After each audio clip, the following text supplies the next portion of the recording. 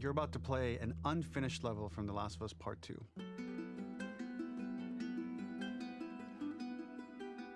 The reason we added this section is there are a few sequences, and we picked the 3 of the best ones, that we cut from the game.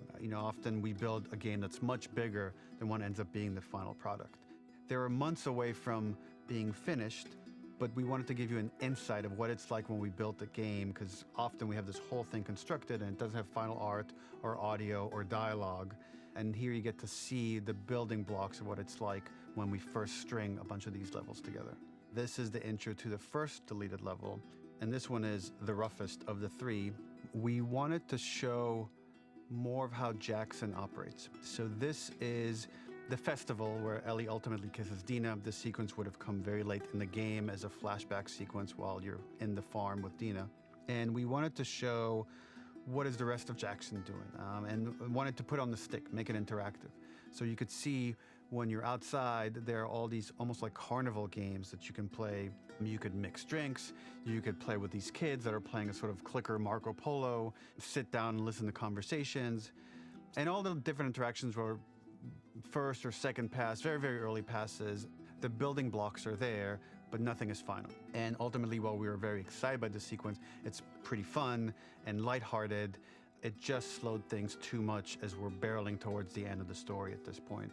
So again, reminder, rough, missing audio, missing animation, missing gameplay tweaks, missing dialogue, but pretty representative of what it would have been. So enjoy.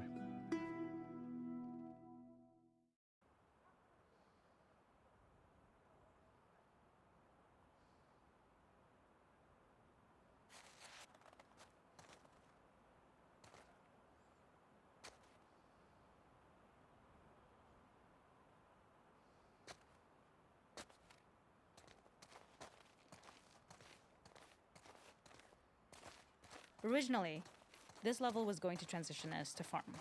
We would go all the way through to the dance, where Ellie and Dina share their first kiss.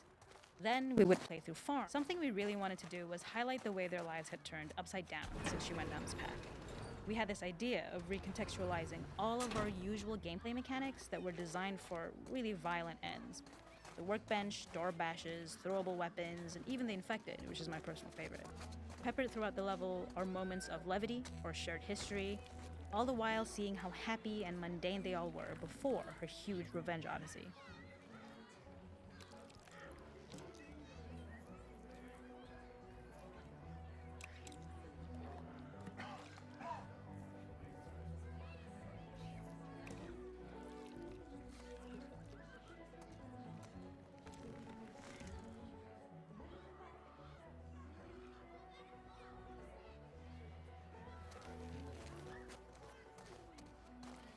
This is one of my favorite sections because I think that it achieves both the slice of life aspect of Jackson while also being a stark reminder of how dark the world that they live in really, really is.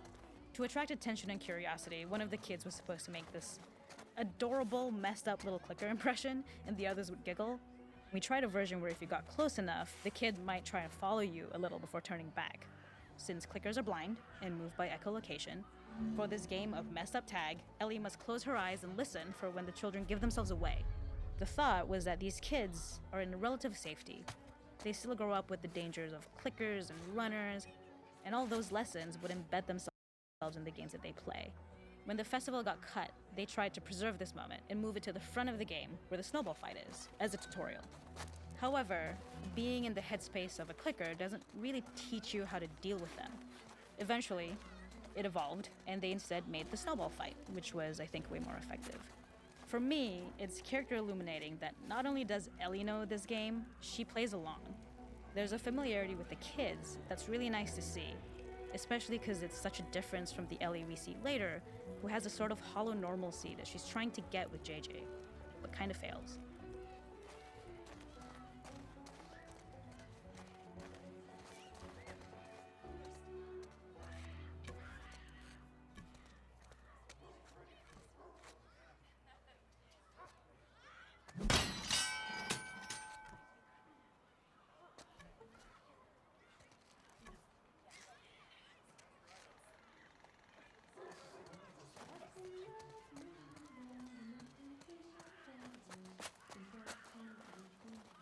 44 tricks